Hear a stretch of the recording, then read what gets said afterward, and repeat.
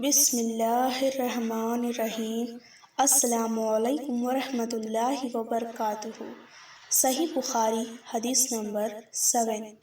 ہرقل شاہ روم نے ان کے پاس قریش کے قافلے میں ایک آدمی بلانے کو بھیجا، اور اس وقت یہ لوگ تجارت کے لیے ملک شام گئے ہوئے تھے، اور یہ وہ زمانہ تھا جب رسول اللہ صلی اللہ علیہ وسلم نے قریش اور ابو سفیان سے ایک وقتی عہد کیا ہوا تھا۔ جب ابو سفیان اور دوسرے لوگ ہرقل کے پاس ایلیا پہنچے، جہاں ہرقل نے دربار طلب کیا تھا، اس کے پاس روم کے بڑے بڑے لوگ، عالم، وزیر، امیر بیٹھے ہوئے تھے۔ ہرقل نے ان کو اور اپنے ترجمان کو بلوایا، پھر ان سے پوچھا کہ تم میں سے کون شخص رسالت کے دعوے دار کا زیادہ قریبی عزیز ہے؟ ابو سفیان کہتے ہیں کہ میں بول اٹھا کہ میں اس کا سب سے زیادہ قریبی رشتہ دار ہوں۔ یہ سن کر ہرقل نے حکم دیا کہ اس کو ابو سفیان کو میرے قریب لا کر بٹھاؤ اور اس کے ساتھیوں کو اس کی پیٹھ کے پیچھے بٹھا دو۔ پھر اپنے ترجمان سے کہا کہ ان لوگوں سے کہہ دو کہ میں ابو سفیان سے اس شخص کے یعنی محمد صلی اللہ علیہ وسلم کے حالات پوچھتا ہوں۔ اگر یہ مجھ سے کسی بات میں جھوٹ بول دے تو تم اس کا جھوٹ ظاہر کر دینا۔ ابو سفیان کا قول ہے کہ اللہ کی قسم، اگر مجھے یہ غیرت نہ آتی کہ یہ لوگ مجھ کو جھٹلائیں گے تو میں آپ صلی اللہ علیہ وسلم کی نسبت ضرور غلط بیانی سے کام لیتا۔ خیر، پہلی بات جو ہرقل نے مجھ سے پوچھی وہ یہ ہے کہ اس شخص کا خاندان تم لوگوں میں کیسا ہے؟ میں نے کہا وہ تو بڑے اونچے نسب والے ہیں۔ کہنے لگا اس سے پہلے بھی کسی نے تم لوگوں میں ایسی بات کہی تھی؟ میں نے کہا نہیں۔ کہنے لگا اچھا، اس کے بڑوں میں کوئی بادشاہ ہوا ہے؟ میں نے کہا نہیں۔ پھر اس نے کہا بڑے لوگوں نے اس کی پیروی اختیار کی ہے یا کمزوروں نے؟ میں نے کہا نہیں، کمزوروں نے۔ پھر کہنے لگا اس کے تابعدار دن بڑھتے جاتے ہیں یا کوئی ساتھی پھر بھی جاتا ہے؟ میں نے کہا نہیں۔ کہنے لگا کہ کیا اپنے اس دعویٰ نبوت سے پہلے کبھی کسی بھی موقع پر اس نے جھوٹ بولا ہے؟ میں نے کہا نہیں۔ اور اب ہماری اس سے صلح کی ایک مقررہ مدت ٹھہری ہوئی ہے، معلوم نہیں وہ اس میں کیا کرنے والا ہے۔ ابو سفیان کہتے ہیں میں اس بات کے سوا اور کوئی جھوٹ اس بات چیت میں شامل نہ کر سکا۔ ہرقل نے کہا کیا تمہاری اس سے کبھی لڑائی بھی ہوتی ہے؟ ہم نے کہا کہ ہاں۔ بولا پھر تمہاری اور اس کی جنگ کا کیا حال ہوتا ہے؟ میں نے کہا لڑائی ڈھول کی طرح ہے، کبھی وہ ہم سے میدان جنگ جیت لیتا ہے اور کبھی ہم ان سے جیت لیتے ہیں۔ ہرقل نے پوچھا وہ تمہیں کس بات کا حکم دیتا ہے؟ میں نے کہا وہ کہتا ہے کہ صرف ایک اللہ کی ہی عبادت کرو، اس کا کسی کو شریک نہ بناؤ، اور اپنے باپ دادا کی شرک کی باتیں چھوڑ دو، اور ہمیں نماز پڑھنے، سچ بولنے، پرہیزگاری اور صلہ رحمی کا حکم دیتا ہے۔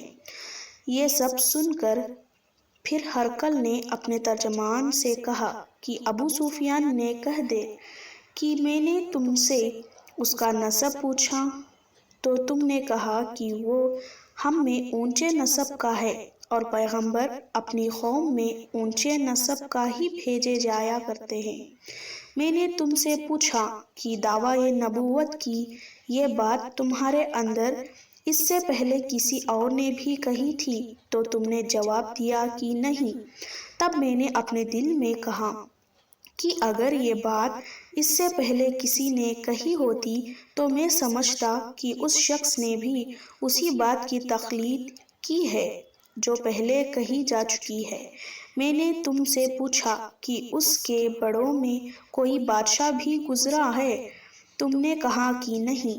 تو میں نے دل میں کہا کہ ان کے بزرگوں میں سے کوئی بادشاہ ہوا ہوگا تو کہہ دوں گا کہ وہ شخص اس بہانے اپنے باپ دادا کی بادشاہت اور ان کا ملک دوبارہ حاصل کرنا چاہتا ہے۔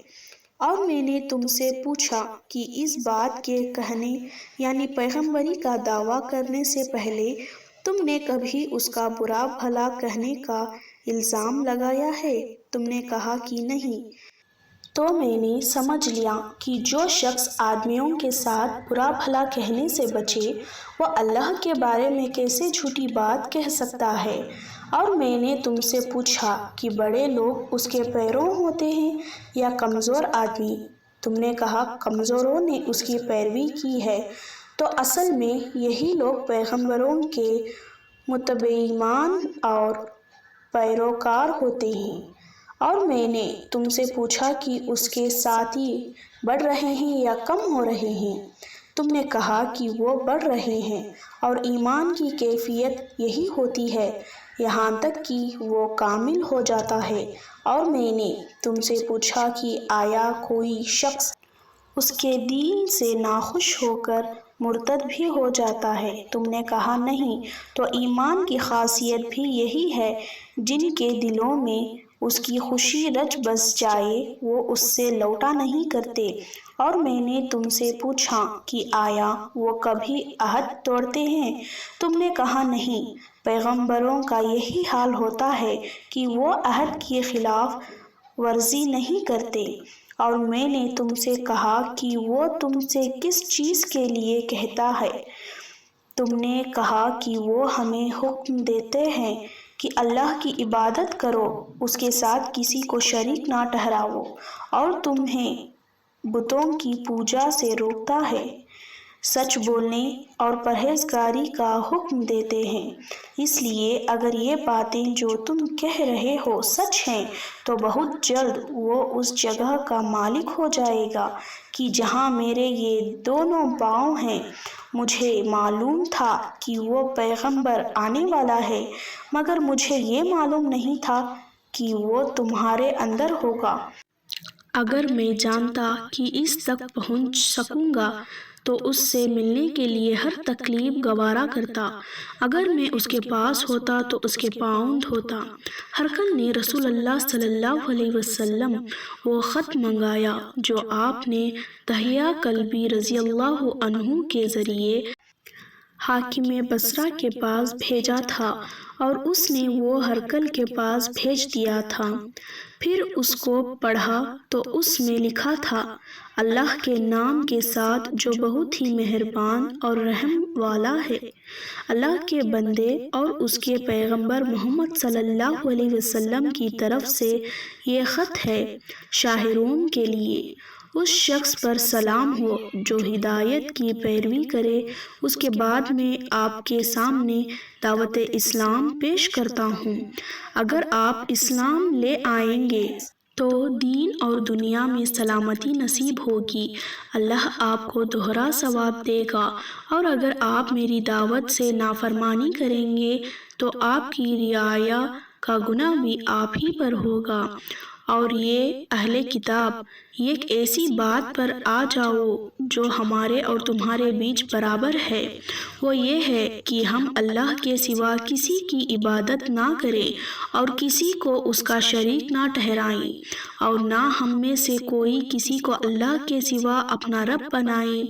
پھر اگر وہ اہل کتاب اس بات سے منہ پھیر لے تو مسلمانوں، تم ان سے کہہ دو کہ تم مانو یا نہ مانو، ہم تو ایک اللہ کے اطاعت گزار ہیں۔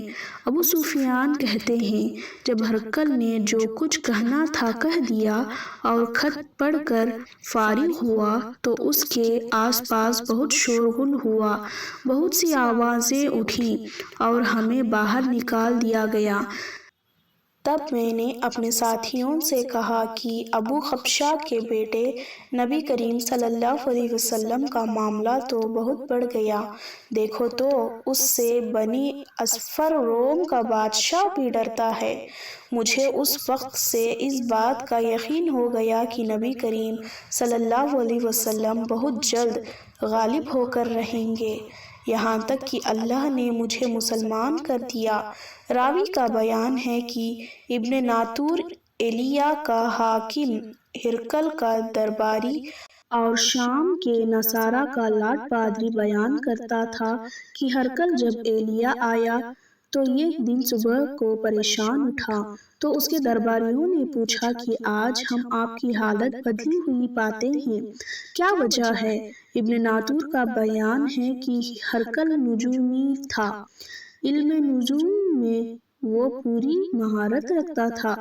اس نے اپنے ساتھیوں کو بتایا کہ میں نے آج رات ستاروں پر نظر ڈالی تو دیکھا کہ ختنہ کرنے والوں کا بادشاہ ہمارے ملک پر غالب آ گیا ہے، بھلا اس زمانے میں کون لوگ ختنہ کرتے ہیں؟ انہوں نے کہا کہ یہودی کے سوا کوئی ختنہ نہیں کرتا، سو ان کی وجہ سے پریشان نہ ہوں۔ سلطنت کے تمام شہروں میں یہ حکم لکھ بھیجیے کہ وہاں جتنے یہودی ہوں سب قتل کر دیے جائیں۔ وہ لوگ انہی باتوں میں مشغول تھے کہ ہرقل کے پاس ایک آدمی لایا گیا جسے شاہ غسان نے بھیجا تھا۔ اس نے رسول اللہ صلی اللہ علیہ وسلم کے حالات بیان کیے۔ جب ہرقل نے سارے حالات سن لیے تو کہا کہ جا کر دیکھو وہ ختنہ کیے ہوئے ہیں یا نہیں۔ انہوں نے اسے دیکھا تو بتلایا کہ وہ ختنہ کیا ہوا ہے۔ ہرقل نے جب اس شخص سے عرب کے بارے میں پوچھا تو اس نے بتلایا کہ وہ ختنہ کرتے ہیں۔ تب ہرقل نے کہا کہ یہی محمد صلی اللہ علیہ وسلم اس امت کے بادشاہ ہیں جو پیدا ہو چکے ہیں۔ پھر اس نے اپنے ایک دوست کو رومیہ خط لکھا اور وہ بھی علم نجوم میں ہرقل کی طرح مشہور تھا۔ پھر وہاں سے ہرقل حصن چلا گیا۔ ابھی حصن سے نکلا نہیں تھا کہ اس کے دوست کا خط آ گیا۔ اس کی رائے بھی نبی کریم صلی اللہ علیہ وسلم کے ظہور کے بارے میں ہرقل کے موافق تھی کہ محمد صلی اللہ علیہ وسلم واقعی پیغمبر ہیں۔ اس کے بعد ہرقل نے روم کے بڑے آدمیوں کو اپنے حصن کے محل میں طلب کیا اور اس کے حکم سے محل کے دروازے بند کر لیے گئے۔ پھر وہ اپنے خاص محل سے باہر آیا اور کہا، اے روم والوں، کیا ہدایت اور کامیابی میں کچھ حصہ تمہارے لیے بھی ہے؟ اگر تم اپنی سلطنت کی بقا چاہتے ہو تو پھر اس نبی کی بیعت کر لو اور مسلمان ہو جاؤ۔ یہ سننا تھا کہ پھر وہ لوگ وحشی گدھوں کی طرح دروازوں کی طرف دوڑے مگر انہیں بند پایا۔ آخر جب ہرقل نے اس بات سے ان کی یہ نفرت دیکھی اور ان کے ایمان لانے سے مایوس ہو گئے تو کہنے لگا کہ ان لوگوں کو میرے پاس لاؤ۔ جب وہ دوبارہ آئے تو اس نے کہا، میں نے جو بات کہی تھی اس سے تمہاری دینی پختگی کی آزمائش مقصد تھی، سو وہ میں نے دیکھ لی۔ تب یہ بات سن کر وہ سب کے سب اس کے سامنے سجدے میں گر پڑے اور اس سے خوش ہو گئے۔ آخر میں ہرقل کی آخری حالت یہی رہی۔ ابو عبداللہ کہتے ہیں کہ اس حدیث کو صالح بن کیسان، یونس اور معمر نے بھی زہری سے روایت کیا ہے۔